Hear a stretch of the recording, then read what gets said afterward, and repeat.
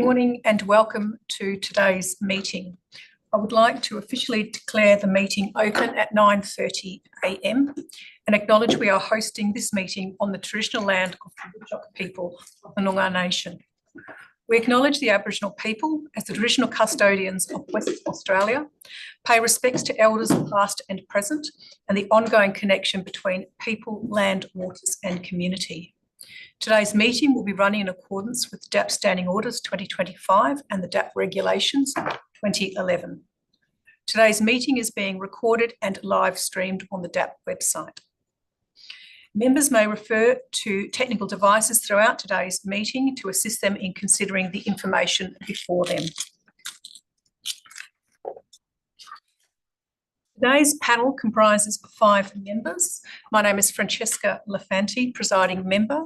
To my immediate left is Eugene Coltaz, the deputy presiding member. To his left is John Syme. He is the specialist member. Further left, we have Councillor Sarah Corbin from the town of Mosman Park. And further left, we have Councillor Andrew Baird from the town of Mosman Park. We have a full complement of members for today's meeting. There is one apology for today's meeting, Councillor Andrew Morris from the town of Mosman Park. The minutes for this meeting will be available on the website when completed. We have one agenda item on today's meeting. It's from the town of Mosman Park. Members, can I have a show of hands that you've duly considered all matters before you in relation to Part B of the agenda and Part B related information? That is unanimous for the minute taker. Members, we have a declaration of interest. I have 2 declarations of interest, one from Councillor Andrew Baird and one from Councillor Sarah Corbin. I'll first go to Councillor Andrew Baird. Would you like to provide comment on your impartiality interest?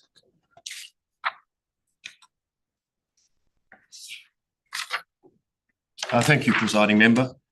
Yes, under clause 2.4.9 of the DAP Code of Conduct, I participated in the prior council decision in accordance with my functions as a member of a local government. However, under clause 2.1.2 of the DAP Code of Conduct, I acknowledge that I am not bound by any previous decision or resolution of the local government. I undertake to exercise independent judgment in relation to any DAP application before me, which I will consider on its planning merits. Thank you. Thank you. That disclosure of interest I have considered and approval is granted for full participation by this member on both the discussion and on voting. I will now go to Councillor Sarah Corbin. I have the same as Councillor Baird. The extent of my interest is that under clause 2.4.9 of the DAP Code of Conduct, I participated in the prior council decision in accordance with my functions as a member of a local government. However, under clause 2.1.2 of the DAP Code of Conduct, I acknowledge that I am not bound by any previous decisions or resolution of the local government. I undertake to exercise independent judgment in relation to any DAP application before me, which I will consider on its planning merits. Thank you. The impartiality interest has been provided. I have also received a copy of that and duly considered it and accordingly have granted full participation to this member in both discussion of the item and voting on the item. Members, are there any other disclosures of interest at this juncture? There are no other disclosures of interest. We'll move forward to our application on today's agenda. It is lot 402, number 48B, and lot 401, number 48C, Guide Street, Mosman Park, a mixed-use 10-storey development. We have 2 presenters at today's meeting. We have Kay Mickey speaking first against the application, followed by Dion White from Hatch, and he has other members of the team here speaking the application.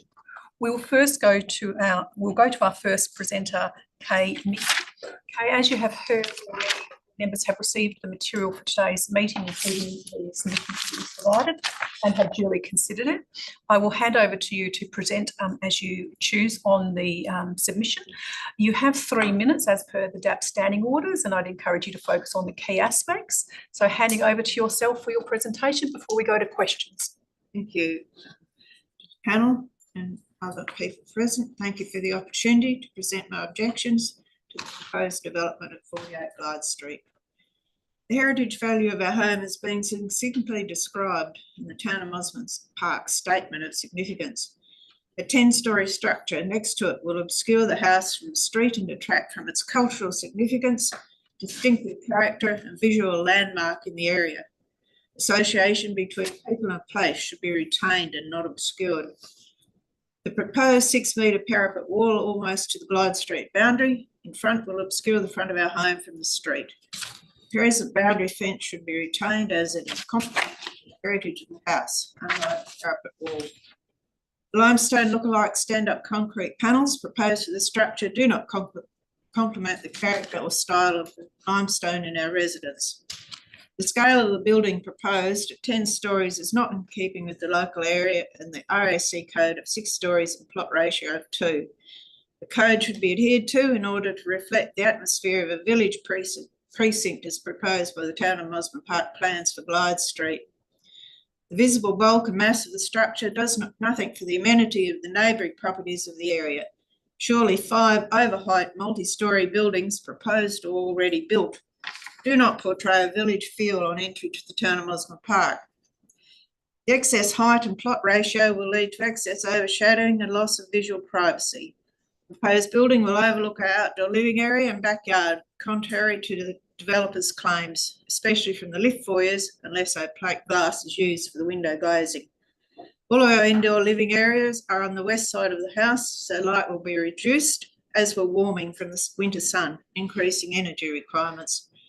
Back garden would have to be revegetated with different species of plants due to lack of sunlight required for a cottage garden to survive, which complements the house. Decrease in height to 6 storeys would help to alleviate some of the adverse effects on us. Noise levels are predicted by the noise consultants to be above the acceptable level for R2 sensitivity of our home. Some soundproofing should be considered in the planning. Traffic and parking already at a premium and chaotic at drop-off and pick-up school times. More cars, more congestion. Payment in lieu of parking will not solve the problem. In summary, we object to the development because of the impact on the heritage value of 50 Glyde Street, the excess height and plot ratio of the proposed building, the amount of overshadowing and visual privacy, and the consequent increase in energy required, the continuous 6-metre parapet wall, the length of our western boundary, excess noise generated by the tenanted building, increase in traffic in both Glyde Street and Wake Lane, especially the safety aspect on exiting into the lane from our garage, the overall loss of amenity and heritage value to our home and surroundings. Thank you. Thank you for your presentation. Members, are there any questions to this presenter? Yes, we'll first go to member Andrew Baird. Through you, presiding member, I do have one question regarding the red brick boundary wall, which is mentioned in the written deputation that I previously received. And the discussion about the red brick wall between numbers 48 and 50 is described as being in place for a long time and as long as the house, and that it should be retained as part of the heritage value. It seemed to me that that made sense, and that one way or another the wall should be retained, or if it had to be dismantled, perhaps reconstructed. But my question is, when I reviewed the schedule of submissions, that same item is raised in submission number 1, which queries the integrity of the existing red brick boundary wall and the potential impact on it of the development. And the applicant's response states that the developer has engaged with the neighbouring owner through the community information session and has advised that should the development be approved, the developer will meet on site and work with the adjoining owner to ensure the water is protected during construction and repaired or replaced should damage occur. Can I ask, did that consultation happen, and are you satisfied that you will have an opportunity to meet with the developer should the application be approved, and that the wall will be the subject of that discussion. This through the panel.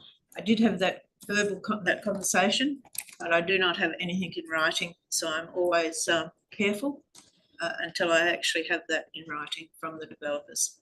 Okay, thank you. Thank you. Are there any other questions at this juncture from panel members? Thank you for your presentation. There are no further questions at this juncture. Oh, sorry, if I Sorry, may. yes. Just the overlooking, is the overlooking from the stairwell, is that your major concern? In terms of overlooking, I mean, you've got lots of other concerns, but the overlooking part.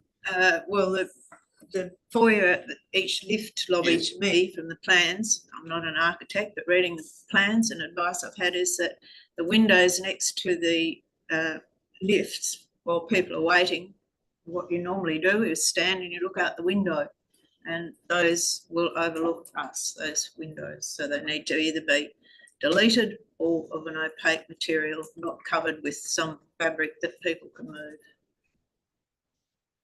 Thank you. If there are no further questions, thank you for your presentation.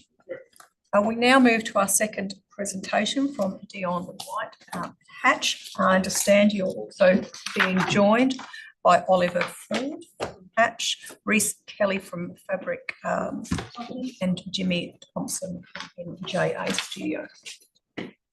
And so we have a fourth person. Have your name listed. Oh, Sarah Asher. Sorry, Sarah Asher. Thank you. I'm going to hand over to yourself, Dion White, presentation. Thank you very much, panel members.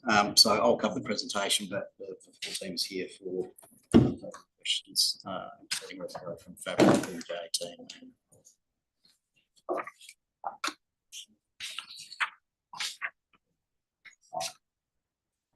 Okay.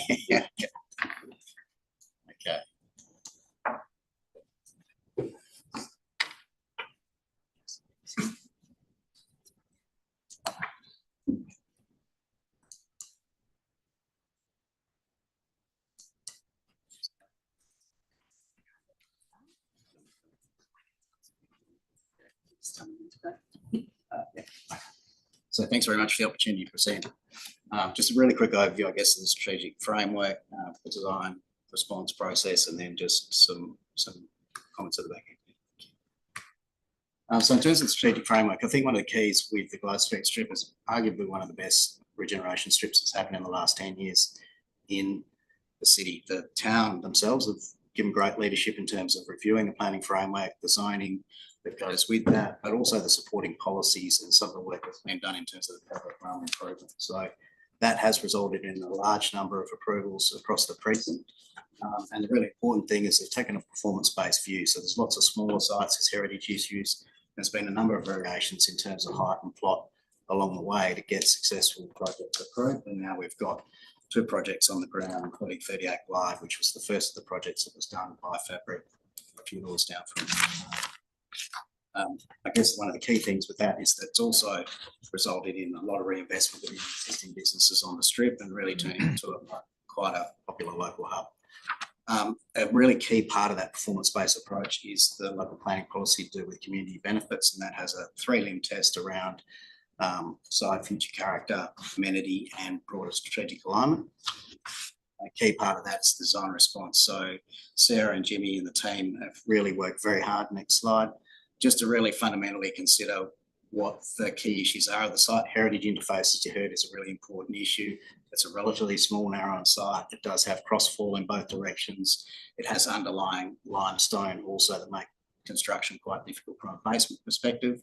On the positive flip side, what Reece also learned through 38 Glyde is there's quite a substantial unmet need for large family-sized apartments in the area. So those 2 issues really combined in a really positive way to allow a fairly low intrusion development that could cater for that local market need, that can be respectful of the scale and interface with the heritage building on the east, but also the existing duplex to the west. Excellent, thanks. And just looking at that in terms of the compliant envelope is a 3-story podium with another 3-story tower sitting on top of that. The alternate next is really just to push that podium level down to have a more slender but higher tower that then also frees up. Next slide. Just a general bulk and relationship to that wider area next. and breaking up that tower form architecturally so that it's further eroded in its setting. And you can see the other developments down at Noma and 38 Blythe in the background. So you're starting to see the precinct round out in a more productive way next. And the overshadowing performance, as Sarah's demonstrated, is superior to the compliant alternative for all properties, including those to the immediate east and west next. Fairly unprecedented relative design review, so full green, very I guess productive process in terms of thinking about the overall strategy towards massing, but also the materiality and detail of the building, which is critical to the wider setting, but particularly the heritage interface. Next. Media information session that was organised by the town, really productive session, dozen odd immediate neighbours, including Mrs. Mickey, you know, and obviously the transition is a difficult one. You've got fairly large scale development moving through what was a single residential area, but you know, we've got fairly constructive discussions and certainly a commitment from residents. I met with Mrs. Mickey, if this is approved, to work through some of those issues with the wall, but also just the interruption during construction. So just coming back to those three arms of the community benefit test, and in the words of the design review panel, again, very glowing about how the overall strategy to massing has been dealt with and how it fits with the scale and character that is both existing and emerging within that patch and achieving that transition in a really productive way. And then certain comparative performance from an amenity point of view, thinking very carefully about the forecourt environment, how that forecourt area deals with the fact it needs to provide a nil setback, but also to wrap your presentation, please. Sure, openness and transparency, and just the overall design quality and approach. Next, obviously station precinct key strategic issue that's been, I guess, reinforced with the government's announcement in terms of the improvement precincts, including Mosman Park. Next, but also I think importantly in terms of the community benefit payment, a win-win situation in terms of being able to contribute to the street environment. And that was all. Thank you. Thank you. Members, are there any questions to Yes, sorry. Yes, Eugene Colton first, and then we are going to Councillor Sarah Colton. Yes, Mrs. Mickey mentioned the overlooking from the lift lobbies. I noticed on the plans that they are opening windows as well. So if you were able to put obscure glass on there, what steps could you take to negate overlooking if the windows were opened? Any window in a situation like that would have a limiter on it, so you can only open it at 100 mils if it's an awning, so you know, it's this much. But we'd be happy to have rated glass in that location if it's felt to be appropriate. Okay, thank you.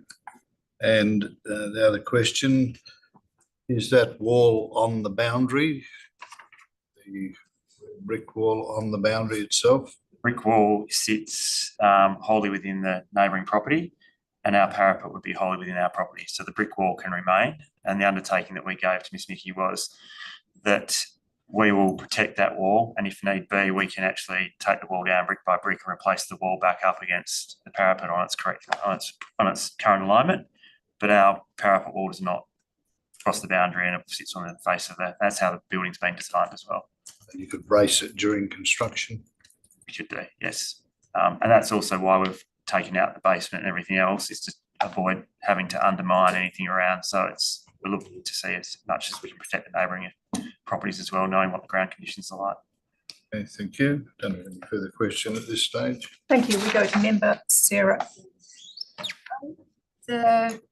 One of the things that Mrs. Mickey raised was the bulk of the wall at the front of the property adjoining her house, that it's quite high and bulky right to the boundary. I was just wondering, was any consideration given to a less bulky wall at the property boundary that wouldn't obscure the view of her house so much? Yeah, I mean, I think there's a couple of parts to that. One is that the compliant envelope allows for another whole story of podium. We worked through to minimise that and get a 2-story podium. And then through the design review process, we also cut a whole series of apertures through that. So from the street, as you walk past, you can still see the nature of the building. And then there's also, I guess, mannerisms and discussions around the design of that podium, which directly references the adjacent limestone wall. So using true limestone in that cladding tells that story, essentially. But a series of apertures have been cut in to open that up for you. Any other questions from panel members? Follow on from that. Is it possible to open up on the actual boundary at the ground level to open up a little bit of a view corridor to the adjoining property? It is a solid wall, but it's not closing much other than some ground, some trees there. There is level difference between the two sites. So if the site keeps going up, there is, as Jimmy just mentioned, there is an aperture. We've actually cut an aperture through on it's our eastern wall. So it's the western wall of the neighbouring property. There is an aperture has been cut through. So as Jimmy mentioned, you can see through from the street into that neighbouring property already. So it's above the retaining section. Trying to mediate those different levels between the two sites as they kind of start to speak it as we drop down and they kind of continue upwards. We're also dealing with existing electrical infrastructure. So we've located our electric kiosk in that location in order to tie into the existing street network. And obviously structure is what we're dealing with. Yes, I can see that there is an opening there. Okay, thank you. Any further questions? I have a couple of questions. My questions relate to a couple of the conditions. One is condition 10, I think it is, and the other is 24, 25. Essentially linking the verge works, and I think refers to verge work plan required, and 23 and 24 are community benefits. Can you speak through those community benefits? So I just want to get some real clarity about one, the community benefits, which is principally landscaping and, as I read the material, landscaping and treatments within the public domain. And can you also clarify where the obligation is for either applicant / city? And I have exactly the same question to the city in terms of your understanding about that. I know that the condition also refers to a monetary amount. Can you clarify that specific aspect? And it's obviously tied to the variation in height that's forming part of today's discussion. LPB 32 has quite an explicit, I guess, framework around. I've got the framework. Variations and benefit payments should be made. So from our point of view, we're happy to make that contribution for the variation. The plot variation is very minor. I think we're 2.04 versus 2.0. Height is obviously the key issue. From our point of view, it's mutually beneficial. The long-term work with the community and the master plan for Glyde Street has been done. It seems like, you know, those improvements have worked really well in some of the earlier developments, including the parklet at 38 Glyde. And we're happy to direct that payment to improvements adjacent to the property to the level of the amount of the contribution allows. So the works that you're referring to on this contribution, as per LPP 3.2, you're providing the funds for the city for the town to undertake them? Are you undertaking any on site? Because I wasn't 100% clear as to whether the frontage of your property included any of those works. So with our previous development, we had a parklet out the front, which we agreed with council that we entered into a legal agreement. We funded that, and we funded the construction of that. Discussion that we've initially had with council is here's the location out of council has a list of areas they'd like community benefits put to, so we've picked the entry to Glyde Street. Our expectation with the ongoing discussion with council with that contribution would be is we can do those works for council, or we can provide the plan and the capital contribution to council, and that's part of the negotiation through those conditions. And there's, like, I guess we'd enter into a legal agreement as we have in the past with council to either do those works prior to completion of our construction or provide the funds to council. Okay, so just to recap what you've said, do works or give money are both subject to finalisation, and as per those conditions, referring to the legal arrangements, but it's not yet settled in terms of physically undertake those works. No. And are those works principally in the public domain as I read them from the documentation? And They're all in the public domain. They're not the work. So the works of your design in the property, your own property, are additional to the works that contribute to community benefit. And while we're on that juncture, I know it's typically a question to applicant. Can we just get clarity from town officers, I beg your pardon, about that very aspect rather than asking a little bit further on. Yeah, not a problem. Happy to help out there. So the specific intent of LPP 32 and the way it is written is not actually to accept a monetary contribution for the town to perform the works. What it is it sets the frameworks for us to enter into a legal agreement with the applicant should an approval be granted for delivery of those community benefit incentives completely in a public realm location. So it would be a legal agreement that sets out a way that at some point throughout the build phase and likely prior to occupation, that the applicant would deliver certain improvements in the public realm and only in the public realm. In this instance, the applicant is proposing to link community benefit with our adopted Glyde Street Master Plan, Zone 4, which sits directly in front of this site. So that Glyde Street Master Plan, I've got the Glyde Street Final Adopted Master Plan straight off your website or the town's website, and there's short-term priority zone 1 and it goes through long-term aspirations through there, and there's a series of documents and plans. Is that where you're taking the material or the clarity around the public domain? That's correct. Works or component of works? That is correct. Okay, so that's where, okay. There are aspects of long-term delivery that will be subject to a bit of further community consultation as part of this process, but that is where we're drawing those aspects from. And so on those works, there's a whole series of areas under that plan as zones. Is that been determined, is in which zone it's going to be, or we're talking about at the intersection? This one, the property itself, the subject of this application, basically fronts directly onto Zone 4. So the reason why Zone 4 is the proposed location is because it is pretty well directly adjacent to the subject site. So from the town's perspective, the linkage between any approved development and the community benefit provided seems very clear in terms of it's directly out the front of the structure, should it be approved.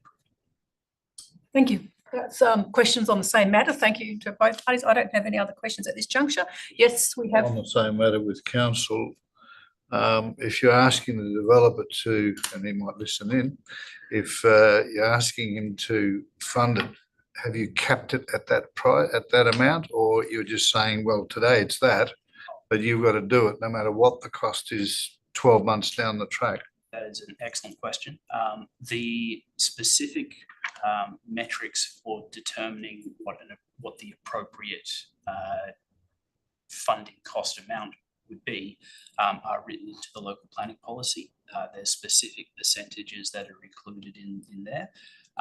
That percentage calculation was undertaken by the applicant as part of their overall planning report. We reviewed that internally against the metrics of our policy and confirmed that was correct.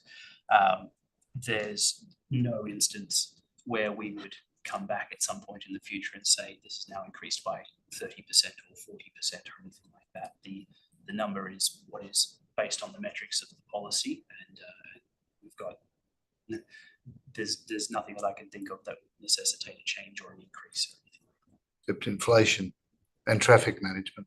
I mean, there are those things, but those would be things that we have to factor in as part of the overall assessment of the delivery of the benefits. But the total contribution amount is specified through the metrics of that policy, and that is the total amount that we've been given to work with. If you're happy with it, councillor. Thank you.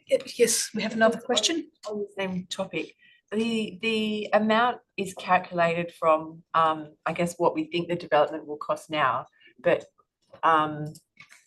would it be recalculated based on the actual cost of the development?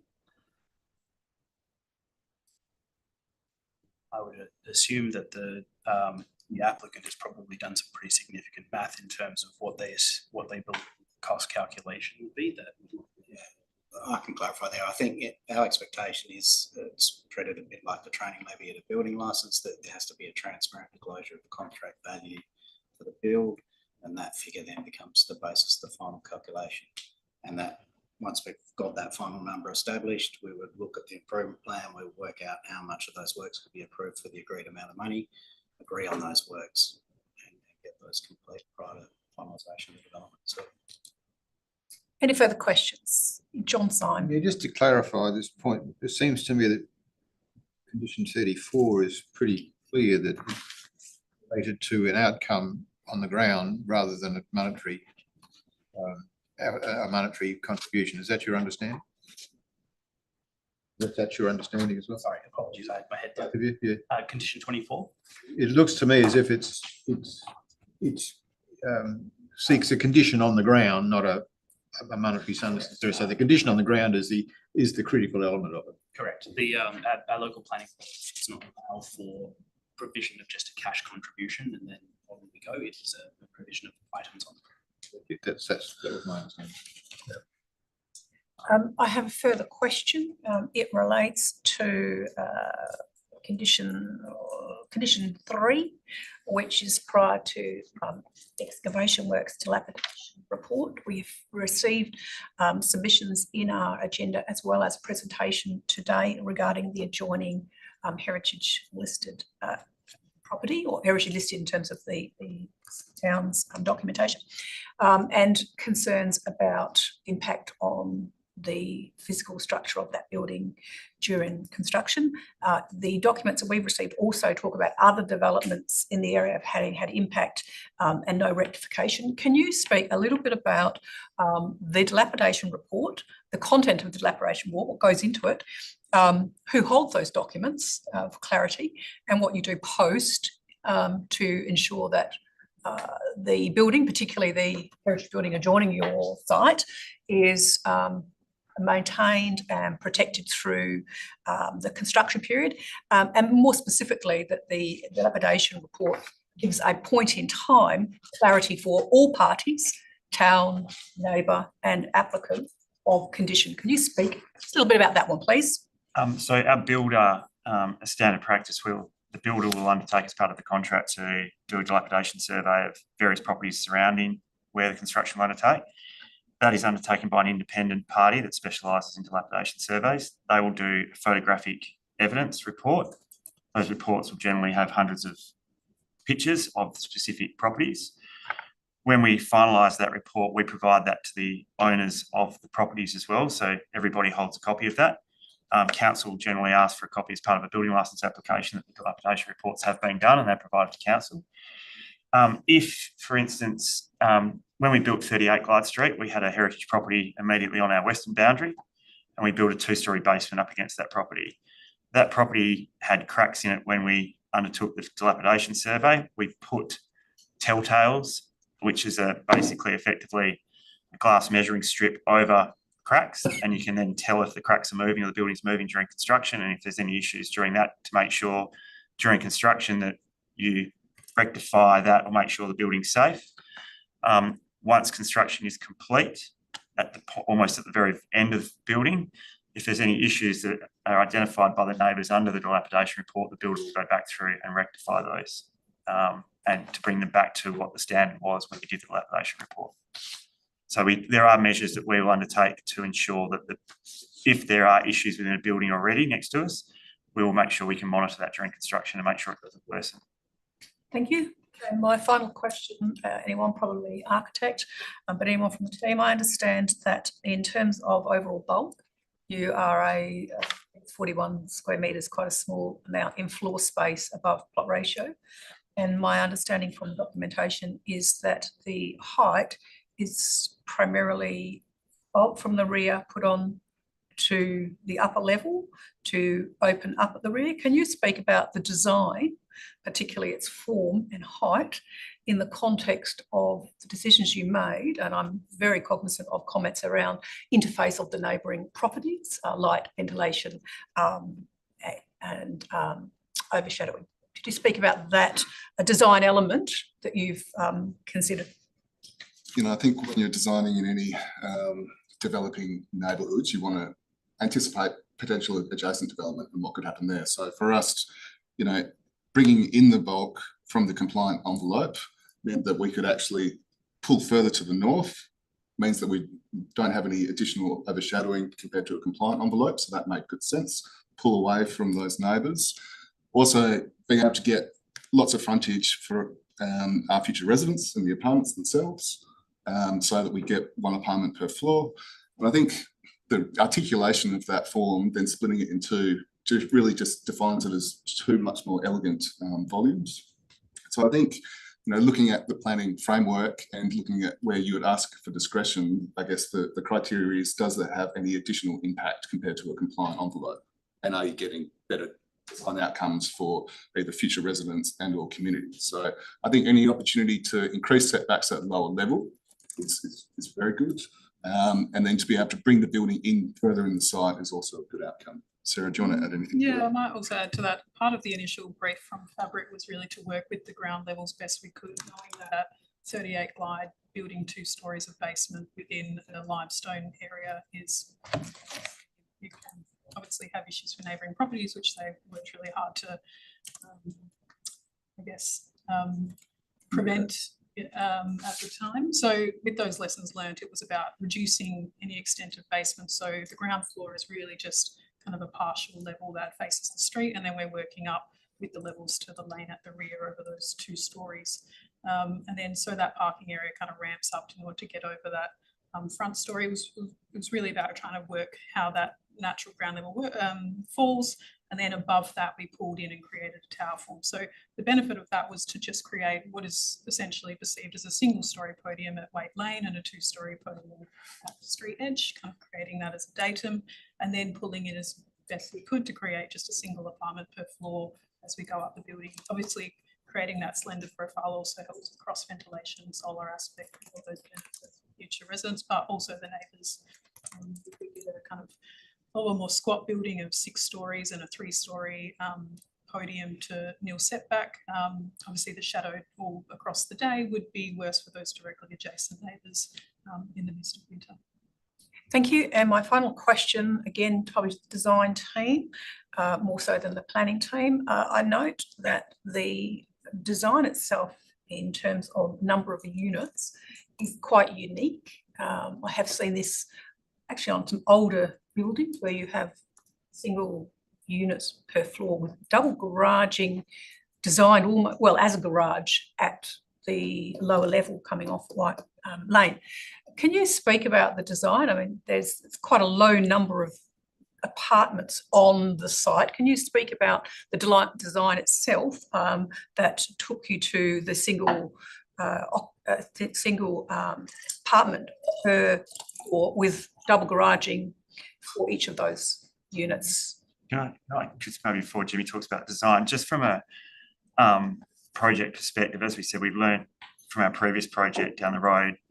We did 29 apartments and commercial on a 1,500 square metre site that could have effectively housed 35 apartments. We elected to do less apartments that were bigger in a market 5 years ago. We've found since then still there's a shortage of available apartments, particularly in this area, because the buyers are within probably 5 kilometres of options to downsize. And I know people go 188 square metre apartment is not downsizing, but we're talking about a specific place within the market where people are selling 1,000 square metre blocks to want to go to apartment. Mosman Park has a lot of 1 and 2 bedroom apartments. So we've went to Jimmy and Sarah and said, we want to do 1 apartment per floor, but we're also mindful about parking. So if we could put effectively under a compliance scheme, we could fit nearly 20 apartments on here if we went smaller 1 and 2 bedroom apartments. That would then require it to be boundary to boundary at 3 stories, require us to have 2 levels of basement.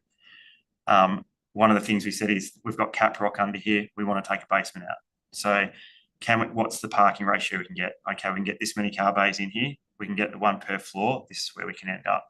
So we've looked at it from where there's a shortage in the market and what's also, I guess, a viable option to construct as well, based on what the ground conditions are in the neighbouring properties, and the depth and the width of the site also lends itself to being that smaller, narrower building rather than wall to wall, where you have light aspect from one direction and not through all the rooms, etc.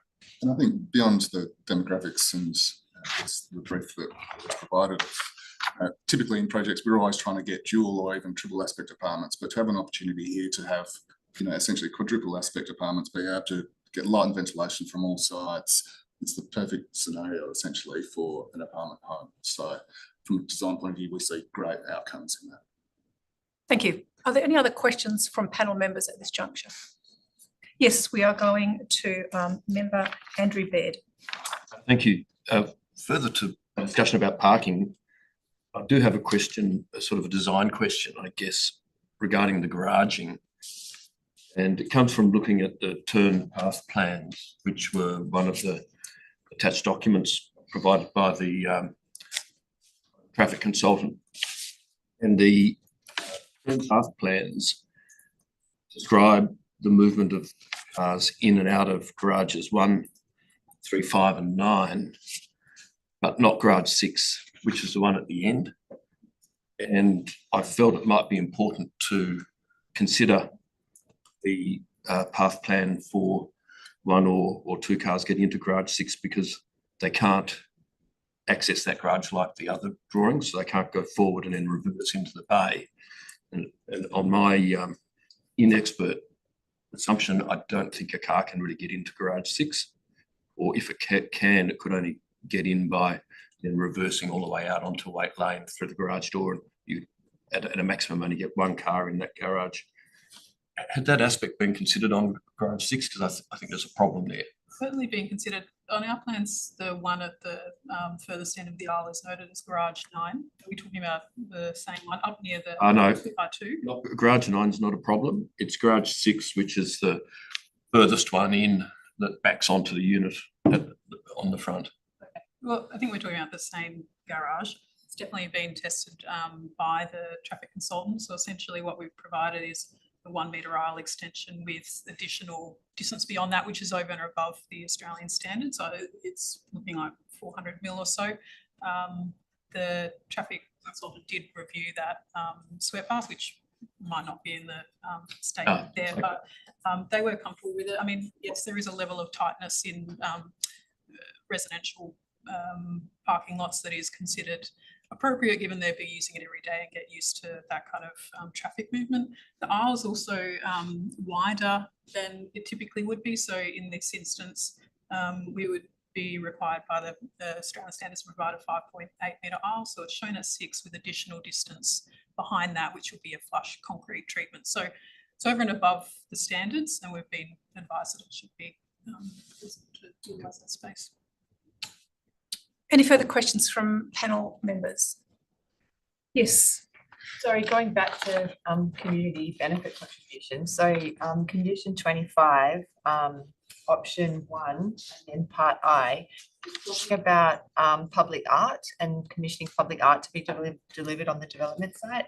And the first option is that the art on the site is to the value of 0.5% of the estimated cost of the development.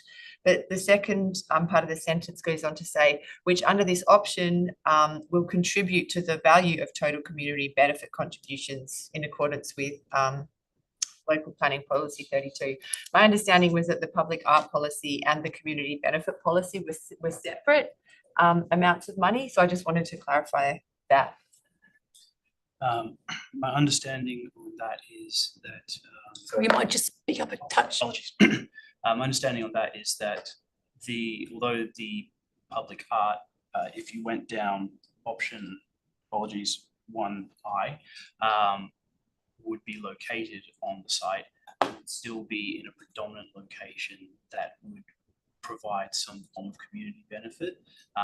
There was internal discussion amongst the planning team, and the outcome of that was that this could still be considered as part of overall community benefit. Forgive me, I don't have local planning policy 32 in front of me at the moment. Can't recall the provision of public art is also referenced in that policy for possible. But the overall was the provision of the art could still be considered as a community benefit or a benefit to the public. So the decision was made to allow that to be incorporated as part of the overall benefit, should that be the decision made, the option chosen.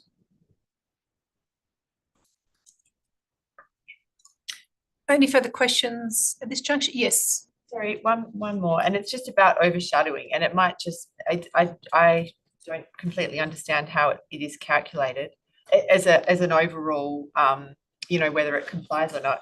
But if you look at the diagrams, for example, at 9 a.m. and at 3 p.m, at those times of day, there will be in excess of the allowable amount of overshadowing. So I guess my question is just, how is the overall average calculated, and why is it okay at those times of day that it is exceeded for a particular site? The key planning metric is at midday on the winter equinox. So that's, you know, how most planning schemes, I guess, put at the top of the hierarchy, what that average shadowing is at that time. We geolocate our models. All our models are essentially site-built meshes that come from contours. And then we model all the neighbouring houses, and then you can essentially plot that. We'll always create and start with the allowable built envelope, and then see what that casts, and then we'll do a series of overlays. Well, yeah, so in terms of the permitted, I guess, because of the zoning of the surrounding neighbours, under the R codes, we are compliant. I believe there's no requirement specifically. It's a quite high zone. Even if there were, I think it's quite, because the neighbour to the south at midday is quite a decently sized block, and the actual shadow cast on that one is a lower percentage of that lot, then that kind of meets typical requirements for the lower zoned residents. In terms of the east and west lots, there is shadow cast on them regardless of the outcome of what the height that we're providing and the bulk that we're providing, given that the compliant envelope would also be casting a shadow. And then the way that it's being calculated amalgamates these kind of areas to give an overall shadow, and then a comparison percentage with the compliant versus proposed.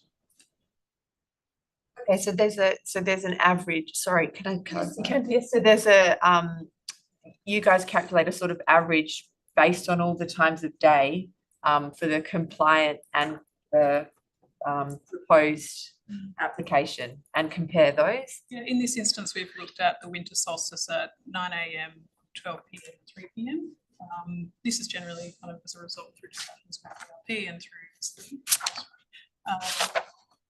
midday one is the planning metric as such, and the others are just to kind of, I guess, create the understanding of how that shadow passes across the day.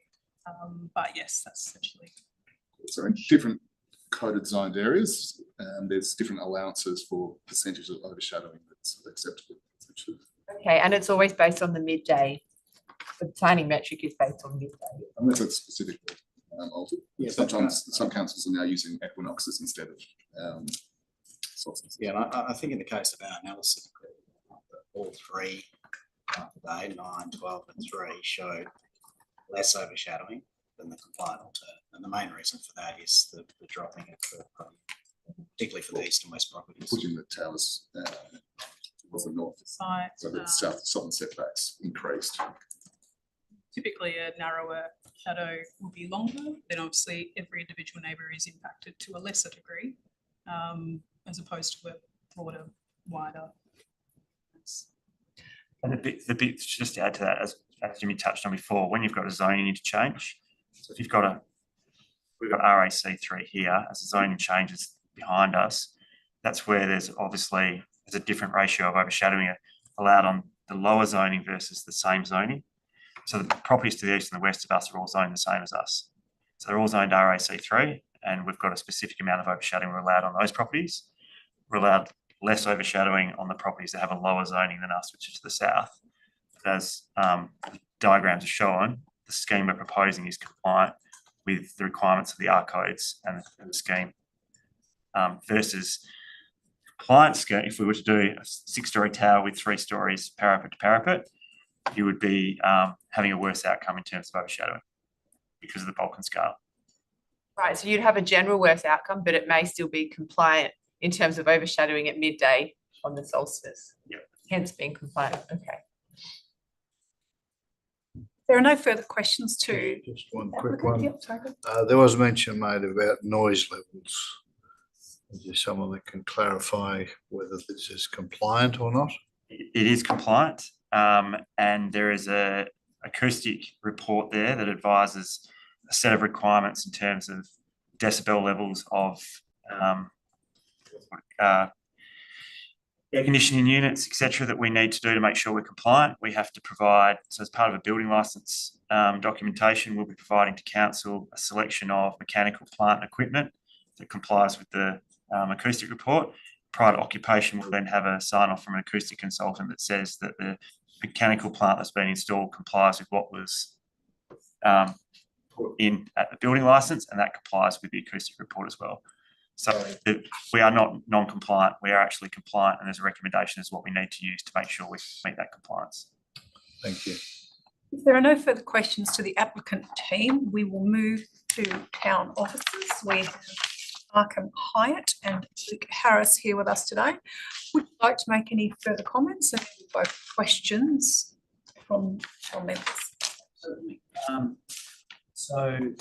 The town of Mosman Park has reviewed the application against the applicable local and state planning frameworks and is satisfied that the proposal meets the various element objectives to warrant support by the DAP. Although the applicant is seeking to increase their building height outside of the provisions of the primary control table of volume 2 of the R codes, the town considers that the applicant has addressed the objectives of the relevant strategic frameworks to meet the overall intended and desired future character of Clyde Street and the Mosman Park Village precinct.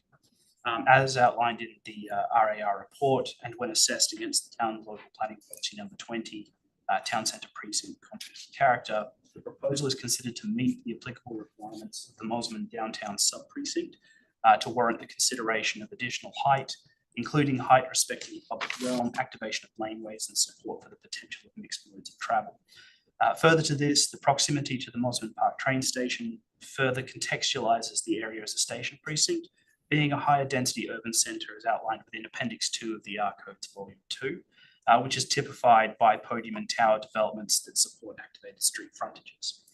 The town considers that the proposal under assessment is a key example of this type of development that would be expected to be seen in this location, and is of a scale that reflects the ongoing emerging pattern of development in Clyde Street through 2 existing multiple dwelling developments and JDAP approvals of 2 further applications.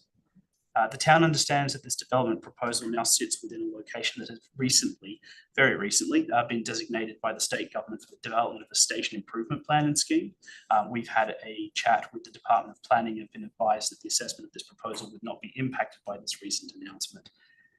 In addition to the justifications provided, the applicant has sought to provide a voluntary community benefit contribution as permitted by Clause 2.8 of Codes Volume 2, and further supported by our own local planning policy number 32. The adopted Clyde Street Streetscape Master Plan with all improvements is what the applicant is seeking to apply for here, as we briefly touched on previously, with all improvements to occur within the public realms. To apply this contribution, the town's independent DRP must acknowledge and support the initiative through the design review process. DRP has done so. Additionally, the link to Zone 4 has general support from the town's council. The town acknowledges the concerns that have been raised through the consultation phase of the assessment. However, is satisfied that these concerns can be mitigated through the appropriate implementation of conditions that we have recommended as part of the RAR report that will control for aspects such as noise, traffic, and construction impacts should the application be approved. This also includes ways to mitigate the potential impact on abutting heritage properties through ensuring via recommended conditions that the proposed works do not impact the built fabric of the neighbouring house and contain all construction works to within the subject property. The town believes that this proposal is of a high quality design that's generally consistent with the built form character of Clyde Street, has been endorsed by our design review panel, and it does propose a built form that represents the public realm and neighbouring sites by minimising overshadow, overlooking the scale. The town recommends that the decision makers here today should exercise the use of discretion in approving the proposal subject to. Thank you. Panel members, are there any questions to city, town officers, I keep saying city, apologies. Any questions to the officers? John Syme. Yes, just a quick one about the pattern next door. It's noted by Ms Mickey that got a heritage listing. You did not specifically address the heritage aspects of it or the interface in your RAR that I could see. Are you satisfied that that's been dealt with via general overlooking design review panel comments? Or, I mean, the question is what is the impact of that heritage listing have or should it have on the adjacent property? Because that specific aspect wasn't addressed. That's a good question. The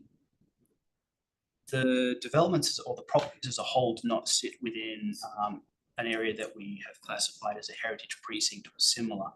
And so we did not ask for any overall impact statements that identify those sorts of potential impacts on any neighbouring properties. Rather, our assessment was more focused on if an approval was to occur, how is it that fabric of the built structure next door could be protected through construction phases, hence the recommended conditions. The potential impact on heritage, I think, was also reviewed generally by the design review panel. Some of the outcomes of that have led to changes such as cutting away areas of, forgive me, I can't remember the name of the specific name of that parapet wall at the front to allow for a bit more shed. There is still the interface, I guess, with the heritage property directly if you're standing front to front or if you're travelling in a separate direction from the high end of Glyde Street down to the station. So our assessment became more focused on how to protect the overall built form should any construction occur in the future, should any improvement. Thank you. Members, are there any further questions to town officers? Thank you. If there are no further questions, thank you for your comments. We move back to the agenda. There is a recommendation at the beginning of the agenda in accordance with the DAP provisions. We will first go to the recommendation priority contained at the beginning of the agenda. Is there a mover for the recommendation as written? Is moved. Eugene Colton. Is there a seconder for the recommendation? Seconded. John Syme. Would the mover like to speak to the motion? Yes, the application has been thoroughly assessed. It's obvious that under the planning framework, the use is permissible. There's ability to construct a 6-storey building on a podium of about 3 levels, boundary to boundary, and setbacks beyond that. The proponents have chosen to make it a taller, more slender building with greater setbacks and a lot of articulation to the building. It gives rise to a need to adopt discretion to enhance, to improve the additional height. The development, there's a number of policies that this and plans that are adopted by council that this application has been assessed under. One is the Mosman Park Village Structure Plan, and we know that that's not a seriously entertained document, but it also ties in with local planning policy 32 for the community benefit contribution. There's the Glyde Streetscape Master Plan, and the proposal was assessed under all of those, and it's obvious that the development is in keeping with all of those documents and the vision that the council has for the development of this precinct. It's also been assessed under a number of other local planning policies, policy 4, 20, 23, 32, 38.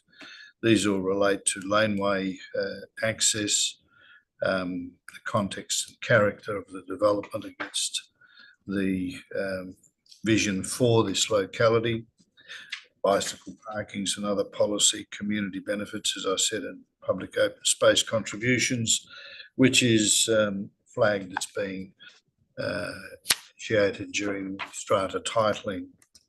It was also subject to public consultation, and the principal objections were building height, traffic generation, overshadowing, and construction disruption.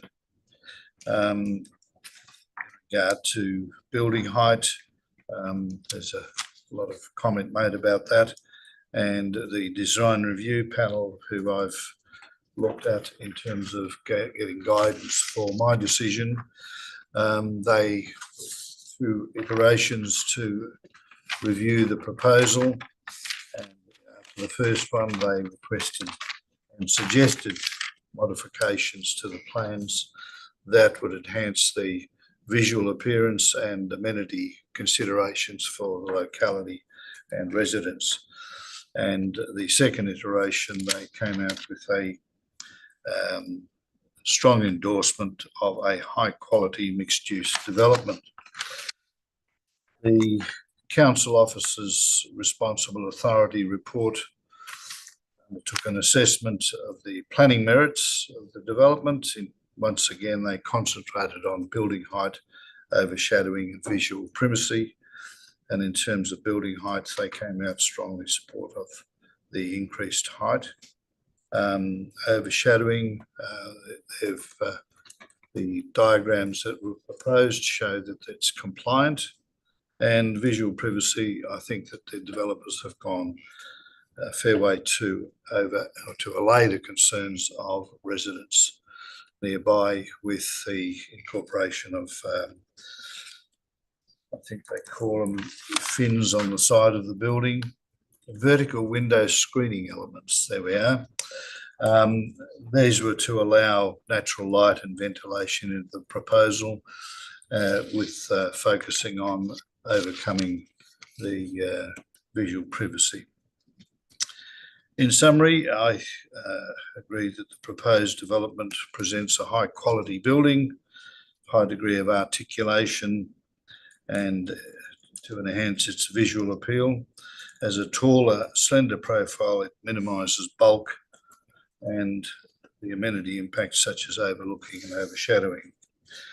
The increase in height I support in order to reduce the external impacts of the proposal, and I, like the design review panel, support the use of discretion to approve the increase in height. So I am supporting the proposal. Would the seconder like to speak to the motion?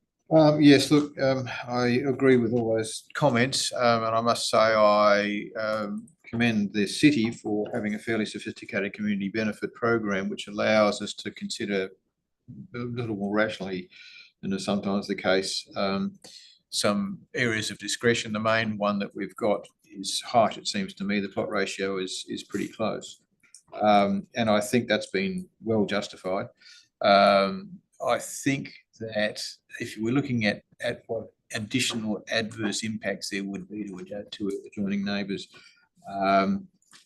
compared with a otherwise compliant outcome, which would be 6 stories boundary to boundary for significant parts of it, I think if we're being fair to the overshadowing diagrams at 3 p.m, then we actually have a reduced impact, slightly reduced impact on the neighbour to the east.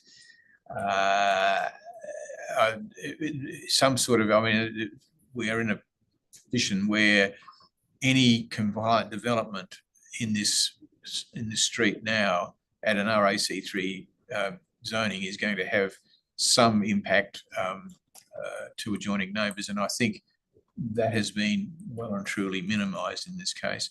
I do like the approach of having a smaller number of larger apartments in this location. I think that is an area in in housing demand, which is an important one, and it is easy to overlook it and look to volume, but in fact, particularly when we get a situation where we need additional housing, any additional housing in any location such as this is important. So the fact that we've allowed some level of intelligent downsizing, as it were, to in this market, I think is an important one. And the ripple effect goes through the whole market. So I do think that this is an important building type to have in this location, and I think it's been well executed. I will take into account, though, the concerns of both actual and perceived overlooking voiced by Ms. Mickey next door. And I think that we can and should do something with the windows on that lift lobby. I therefore propose an additional condition. That is windows to the lift lobby on the upper levels to have obscured glazing. I'll seek a second for that. Second. It is seconded. And can we just make sure we've got the wording windows to the lift lobby on the upper floors to include screening treatments, or did you want specific treatment? Screening treatment, yes. Obscure glazing or otherwise approved screening treatments. To the satisfaction No, it's satisfaction of the town. Okay. And the second is happy with that language? Yes. Would you like to speak to that? Yeah, look, I don't. This is a matter of both perceived and actual looking. I think it's a fair concern that Ms. Mickey has, and I think that we can reasonably do something about it. I think the amenity levels in the building overall are not internally are not affected at all. Would the seconder like to speak to Amendment 1? No, I just concur with it. Are there any other members who wish to speak to Amendment 1? If there are no speakers to Amendment 1, would you like a right of reply? No. We are going to the vote on Amendment 1, which is a new condition regarding the lift lobby windows. All those in favour? This carried unanimously for the minute taker. Would you like to continue speaking? Look, very briefly, I think I've said everything. This is I do like this development. I think it's been thoroughly worked through over obviously an extended period. I think it's been intelligently approached and well designed and properly assessed both at the applicant level but also at the town level. So I think this is a sort of development which will really enhance Glyde Street and Mosman Park overall. Thank you. Any other speakers on to the motion on the table? Yes, we are going to Member Andrew Baird. Would you like to speak to the motion? Yes, please. I would like to speak to the motion in favour. Just a couple of quick comments. The other panel members have covered all the major issues that have been discussed, but I would like to note what I think is the very useful input of our design review panel and the improvements with this proposal that have come from their input. And I think the recommendation of use of discretion does offer a better amenity outcome than would be achieved with a compliant development. So for that reason, I'm happy to support the recommendation. Thank you. Thank you. Thank you. Are there any other speakers on the motion? We go to Member Sarah Corbin. Yeah, I'll also be speaking in favour of the motion. Basically because I think it's okay to have the extra stories, given that the compliant version of this design would have a worse outcome for the neighbourhood and also for Miss Mickey, I believe. I sympathise with Mrs. Mickey because I think that it doesn't seem fair that her garden gets overshadowed most of the afternoons, but the metric is that it's at midday, and given it is compliant and that it's better, the overshadowing is compliant, and given that it's a better option, that it's even an improved option over what the overshadowing would be with the compliant building, i.e. 3-storey podium and 3-storey tower. Speaking in support of this. And one of the other points raised was that if any consideration had been given to a less bulky wall up to the property boundary, from what I understand, it sounds like it has been considered, and the concessions that have been made have already been made in terms of putting some gaps in the wall so that there is more visibility. Yeah, so for those reasons, I'm supportive of this. Thank you. I'll speak to the motion. Like others, I am supportive of the proposal. From my perspective, particularly in the context of the street, I think the design is excellent. I have also commented earlier today about the unusual nature of the single apartment per floor, which I think is also exceptional.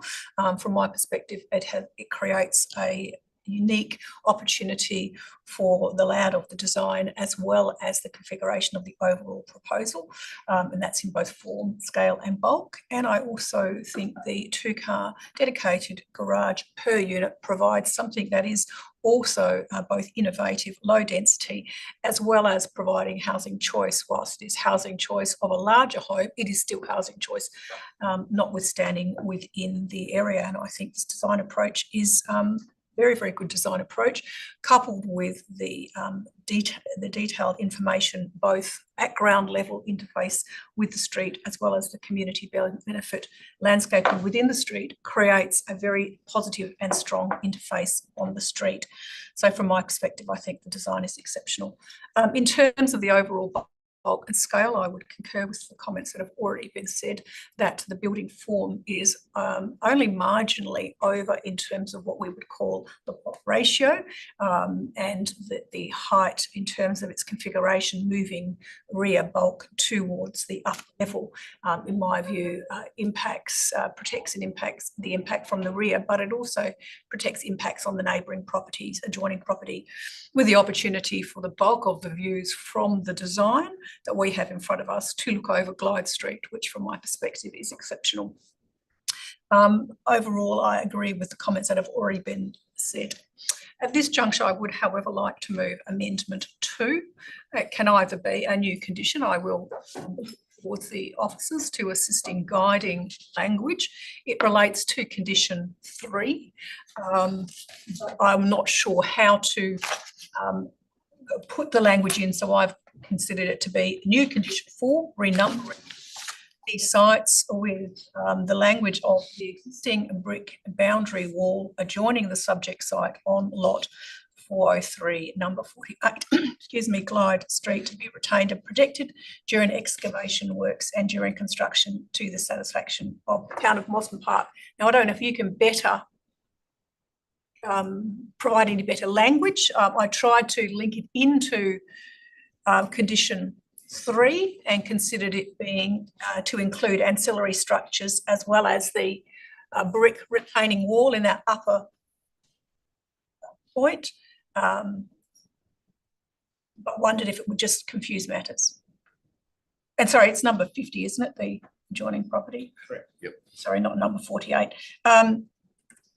So I'm guided by if you could provide any better language. If it could be in condition and a modification to condition 3, that would be great. If not, it would be a separate condition for. Run that wording by me again, please. Sorry, I missed what you just said. Do you mind running your wording by me? The existing brick boundary wall adjoining the subject site on lot 2, number 50 Glyde Street, Mosman Park, be retained and protected during excavation works and construction to the satisfaction of the town of Mosman Park. I haven't added in there what that actually comprises. And that's why I was thinking it may be better to form a subset of condition 3, and the applicant has already indicated that they intend to do that in any case, and that the existing wall is solely on the adjoining property and they are solely building within their site. So likely as a subset of condition 3. Yes.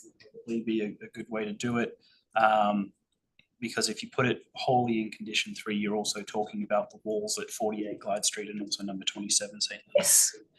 So you maybe could subset it and start with specifically in relation to lot 2, number 50 Glyde Street, Mosman Park, and then run into the text that you've prepared there. The existing boundary wall will be.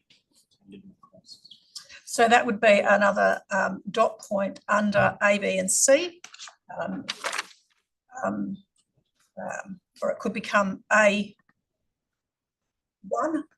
sorry, A 3.1 or 3I. 3.1, that the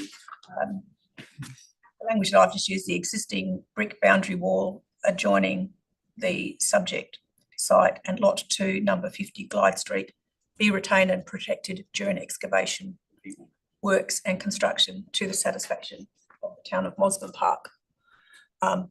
It is possibly reasonably clunky language, but it reflects the comments both through the neighbouring property, heritage building, as well as the applicant's advice that they intend to do that in any case, and the development itself does not impact or impinge that wall. If there's a seconder, that's my motion. I'll second it. It is seconded, Councillor Andrew Baird. I have no other comments to make. I hope I have explained it clearly enough. Councillor Andrew Baird, as a seconder, would you like to speak further? Just to speak in support, it was the exact question that I raised at the beginning of the meeting, and I think the additional condition puts it in writing, and that's what Mrs. Mickey wanted, so I support that. Any other speakers on Amendment 2? Sorry, do the officers have a better language? Just that if we're having it as an extension of condition 3, it might be best to have it as 3B1 instead of 3A1, because B refers to 50 Glyde Street and A refers to 48 Glyde Street. B1. B1, 3B. So it's a modification of condition 3, 3B1, the existing brick boundary wall. Thank you for your assistance. Any further members wish to speak on Amendment 2? There are no other speakers on Amendment 2. I will put that to the vote. All those in favour? It's carried unanimously. I go back to the substantive motion. I've already indicated I am supportive of the proposal. My last comments relate to the planning framework. Given the comments I've already indicated, I'm satisfied that the proposal is consistent with the planning framework, both the existing and desired character. I do note there's been discussion talking about some recently supported and endorsed Mosman Park Village Precinct a structure plan. I note that whilst it has no specific planning status at this time, it does has been referred to as some form of discussion regarding the community benefits in the area. I'm also satisfied that the traffic and movement along the rear lane to the site is appropriate and is only a very small amount of traffic relative to the use of the lane. And as far as I'm concerned, the low volume is reflects, as I've already indicated, the limited number of units, and that there'll, from my perspective, be no impact on the functionality of that lane, as indicated in the documentation we've got before us. Those are my comments on the proposal. I move back to the mover for right of reply and close of debate. So, can I suggest one more amendment? I'm allowed to at this point, or not really? Unusual, but I'm happy to take it. Yep. Okay. It's around condition 25, and it's around the community benefit contributions that I mentioned earlier. And the town can help me with this if it seems okay, but I don't believe that the public art contribution should be considered as part of the community benefit. So I'm proposing to remove the second sentence of condition 25, number 1I.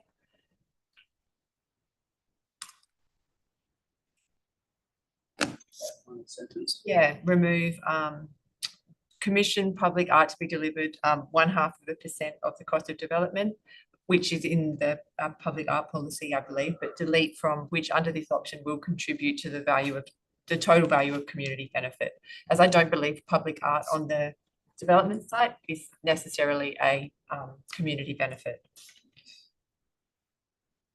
Okay, so amendment 3 is delete condition 25. 25I and the text of the delete is which under this option will contribute to the value of total community benefit contributions to be delivered in accordance with the town's local planning policy 32 community benefit contributions. So delete everything after the $70,000. Is there a seconder for that motion? It is seconded. Councillor Andrew Baird. Would you like to speak to that? Mover, sorry, with the Oh, sorry. Yes, I'm just proposing this amendment because as per our public art policy, we do ask for contributions towards public art, and this point states that that public art on the site would then count towards the community benefit value to be delivered. I believe that public art on the site might not necessarily count as a benefit to the general community, so that's why I'm proposing to remove that part of the.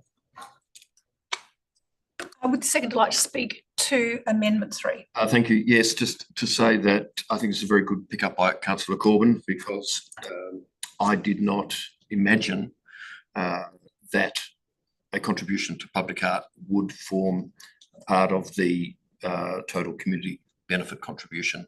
They come from two separate policies of the town, and I would have thought they would each stand alone. And I'm sorry, I hadn't actually picked up that detail myself, but I'm very supportive. Thank you. Any other speakers on Amendment 3? I'd like to, but I'd like to seek some clarification on it, if I may. If it's specifically regarding this amendment, Yes. to discuss the amendment, yep.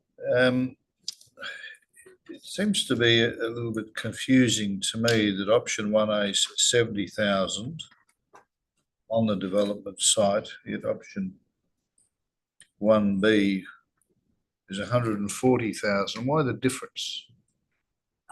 That's phrasing that's contained within the adopted local planning policy.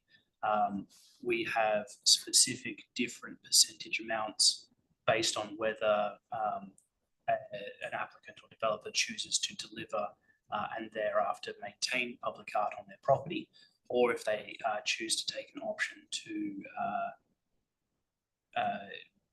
provide a contribution to the town for us to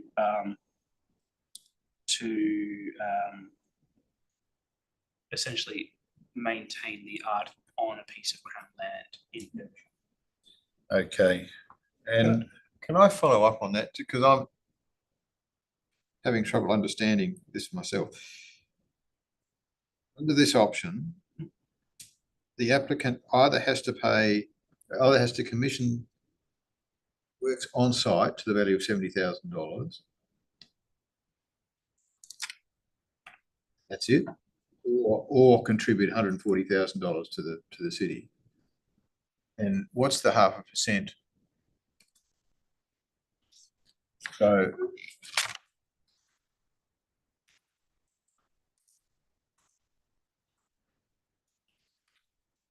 either the public art says we do 0.5% on site, or we do 1% off site. That's it. Can I add a little bit of clarity on that? Would that be helpful or inappropriate? We'll first go to the city and then we'll go to the member. Is this a specific question to the city, or is it a general question too? No, and all of that is already in your policy, or which policy is it in? Your public art policy or your Policy. public art policy? and Would you like to? So can you just go through again why this would contribute to the community benefit? Well, overall, the reasoning from the town's perspective, I suppose, is that in the one instance, the art is publicly viewed and publicly available, and does create some benefit. I would also probably hazard that another reason for this particular situation is that the policy itself was endorsed and adopted by council in October of this year, while the development application was already under assessment. So the town was looking for a way to factor in the provisions of this now in force and effective policy throughout the overall assessment of the proposal in a way that felt, I suppose, more equitable to the situation at hand, given that the policy came way through a development application assessment. So this as written here applies to the situation at the time of application. Applies right now, because at the time of application and lodgement of the application, this policy was in draft form and had not been fully adopted. So the effect of removing the words "and counts to the community benefit contributions," what effect would that actually have? It would have an effect of,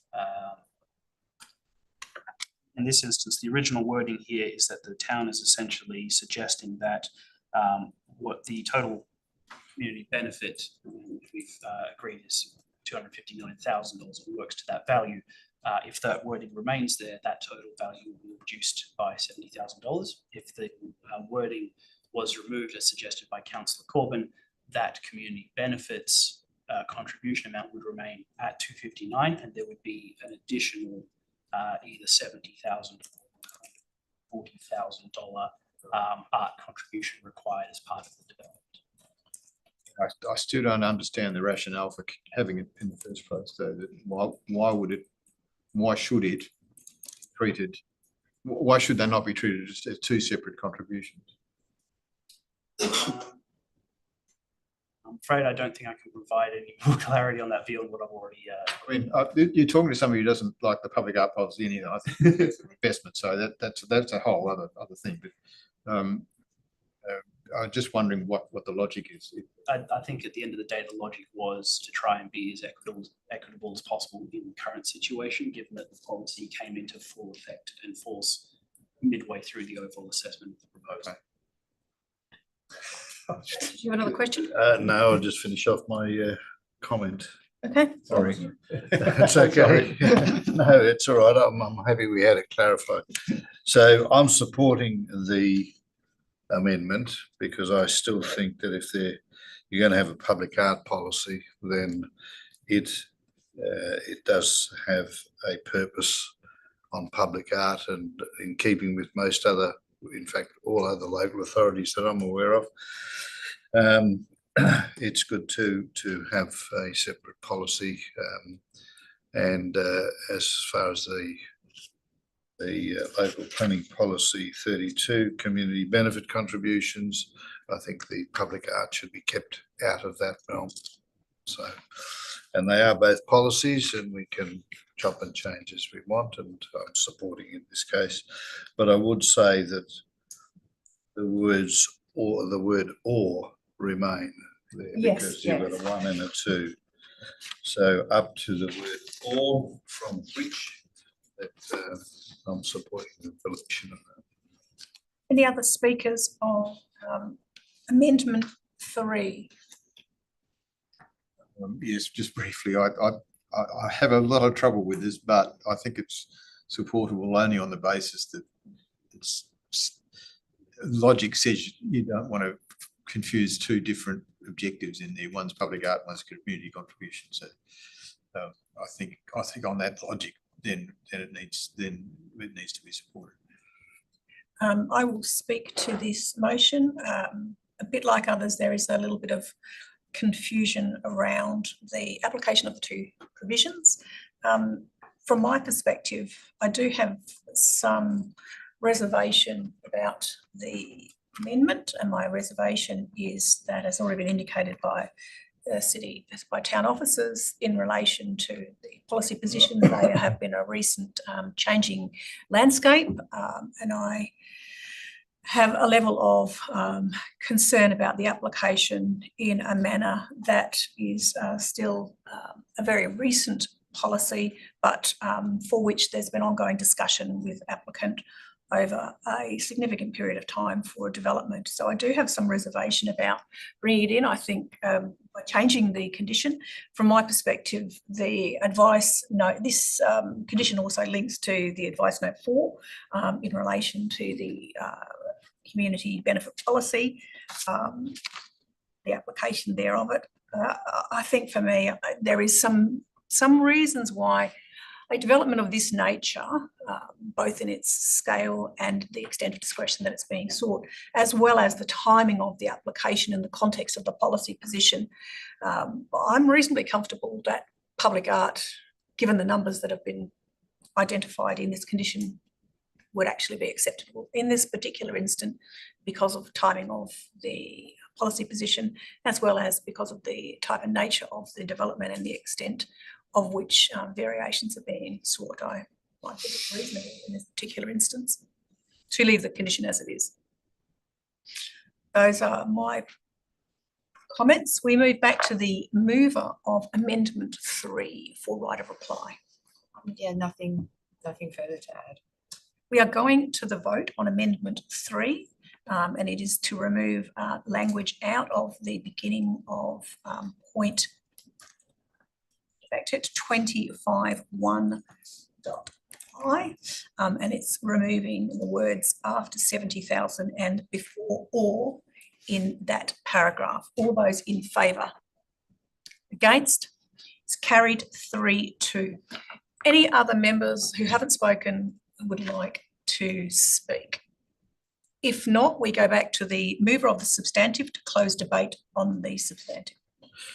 Okay, well, we've had good discussion on it. I think that the move of the meeting is to approve and what's considered a good quality of development, and the amendments that we've made to the substantive motion clarify a number of matters. So that I'll close debate. Thank you. Debate on the substantive motion has been closed. We are going to the vote on the substantive inclusive of amendments that have been carried. All those in favour? It's carried unanimously for the minute taker. I move back to the agenda. There are no Form 2 applications. There are no Section 31 SAT registrations. There is no further business in relation to those any SAT applications or Supreme Court appeals, and accordingly I close today's meeting at 11:02 AM. Thank everybody for your participation in today's meeting.